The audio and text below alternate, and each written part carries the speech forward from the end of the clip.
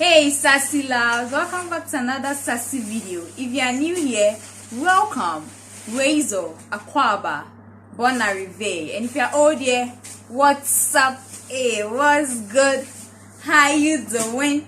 So today I'm sharing with you my experience with, should I say, some scammers or some dupes or whatever. Today I'm sharing my experience with you. It was not a good one, but before that, we are in the coronavirus era, so please remember to stay safe, don't panic, share calm, not fear, wash your hands regularly and use a sanitizer as much as you can. And please practice social distancing. It's very important. We need you alive because you matter. So let's get straight into the story.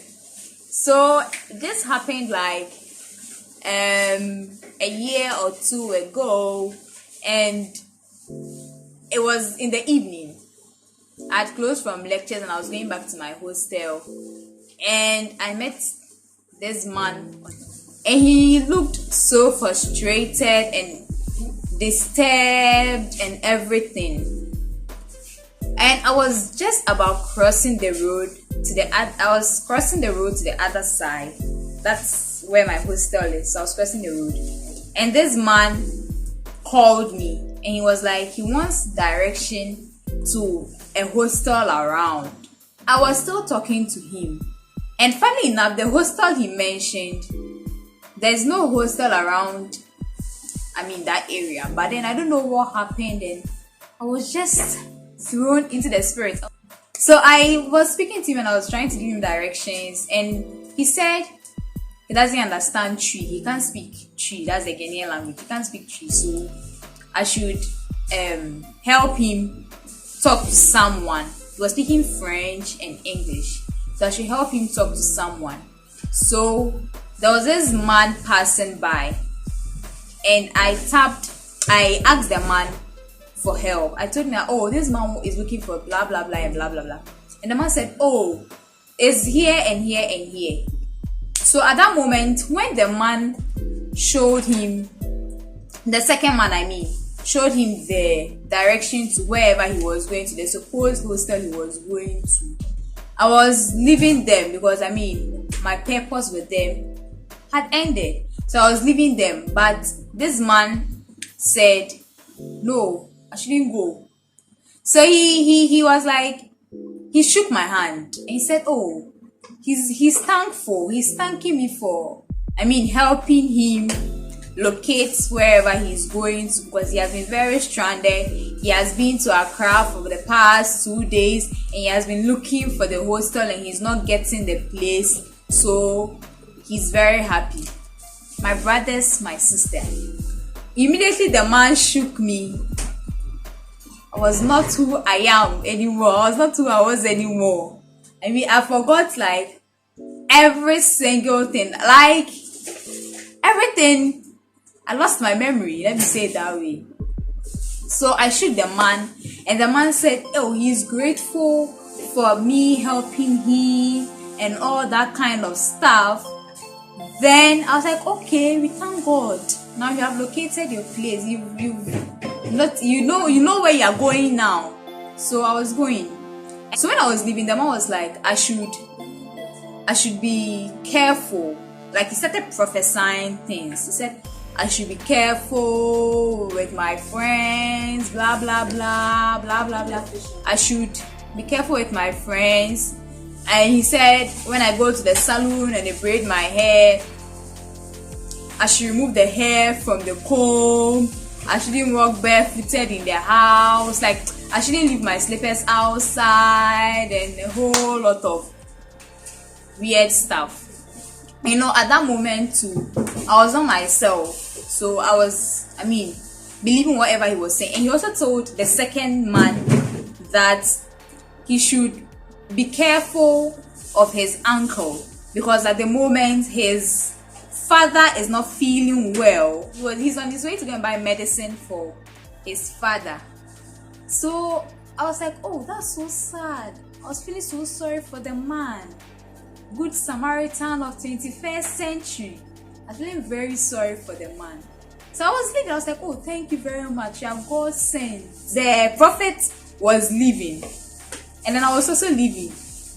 And this second man called me. He was like, oh, Amonfe, don't leave.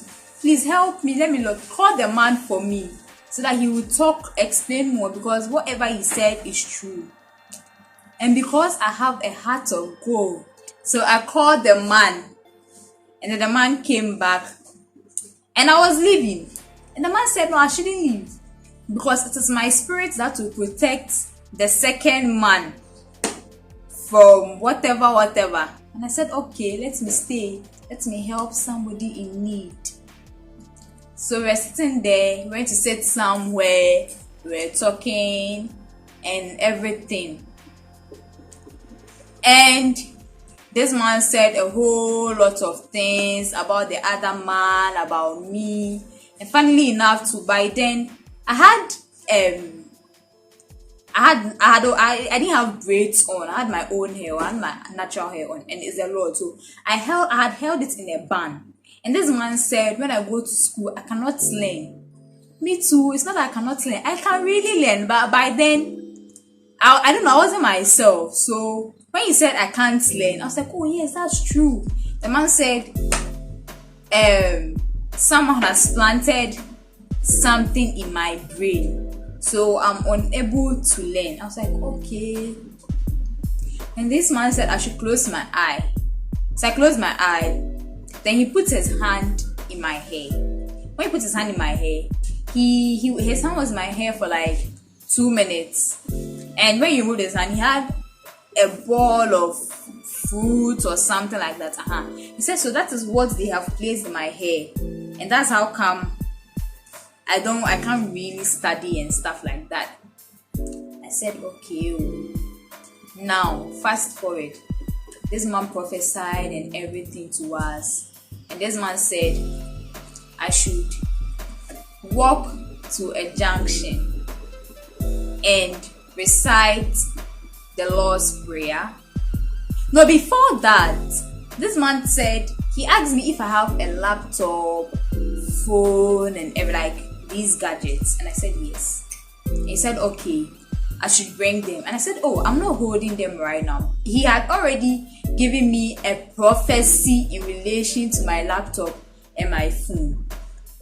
So he said I should bring my laptop and my phone so that he would work on them for me, so that the enemy cannot connect to me spiritually through the phone. He claimed it was through my laptop. He said he sees I study at night. So when I switch on my laptop to read my slides in the night, the enemy connects to me spiritually through the laptop. My brothers, my sisters, I was so shocked, and I so believed him that I said, okay. Now he made the second man follow me to my hostel.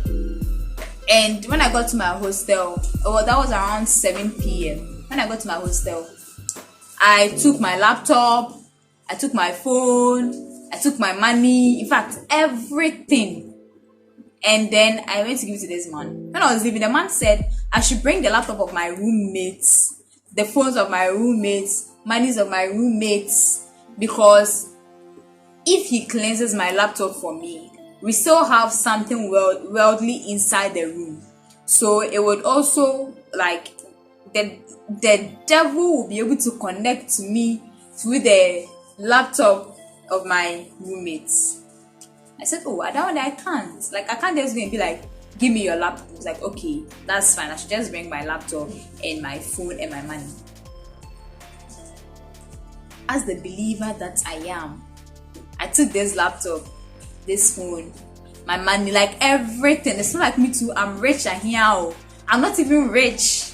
The money I had on me, I had put it on budget. Like, because I wanted to be saved. I wanted to be washed and cleansed with the blood of Jesus.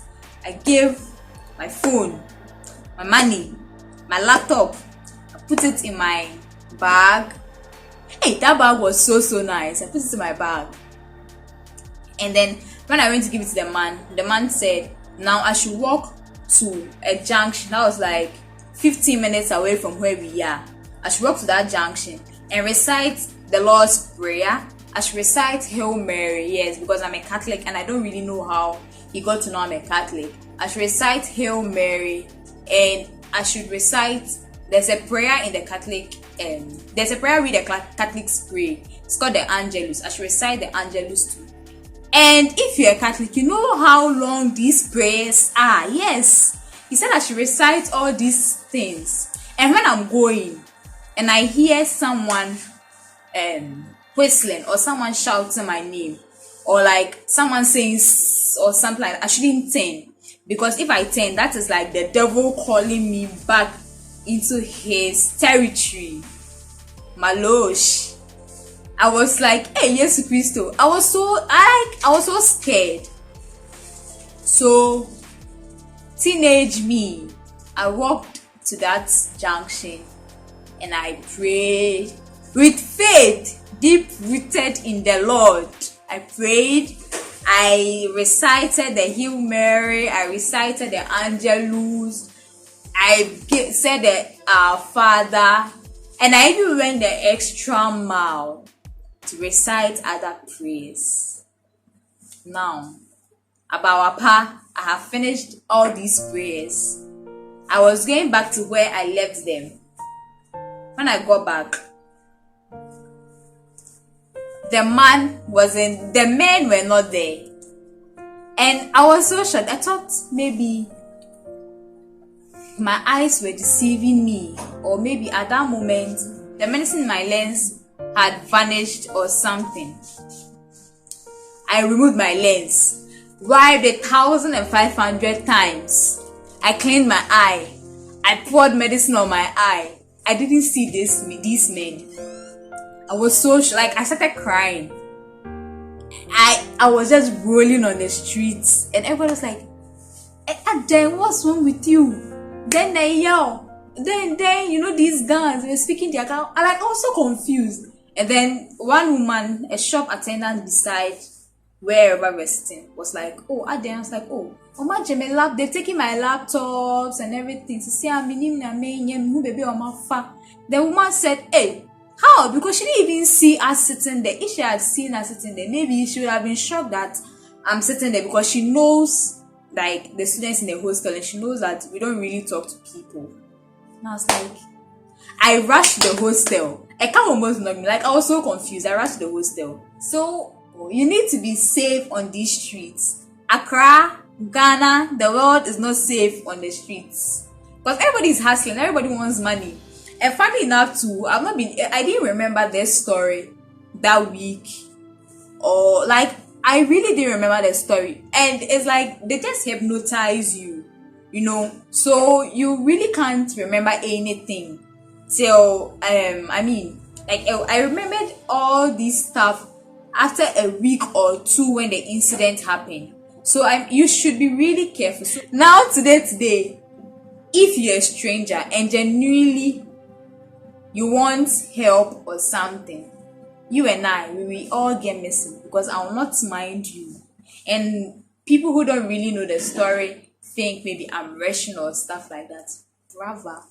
If you know what I have been through, you wouldn't be telling me all this. So yes, that is what I want to share with you today. I just want to tell everybody to be safe on the streets. I want you all to be safe because you matter. Yes, so that's all. I was hypnotized, I was robbed, my money, my laptop, my phone, everything that was on me, my bracelets, my necklace, everything. Because they told me when I was going to the street light side, they were like, I shouldn't take any material stuff there. They almost told me to remove my shoes. And the man said, "Oh, I'm a lady, so like I have to wear my shoes." So that is a story of my life. Please let me know in the comment section if you have ever experienced anything like that, or if you've been scammed whatsoever. Please share your stories with us. We want to know. We want to tell people to be safe out there. If you enjoyed this story, please give me a thumbs up and don't forget to subscribe if you like our content. My name is Salas and this is a channel for 4 beautiful Ghanaian girls. Yes. So don't forget to share it to your mama, your papa, your sugar daddy, because once you are sharing things, you should be sharing our videos too. Till another video, it's a peace. Shalom.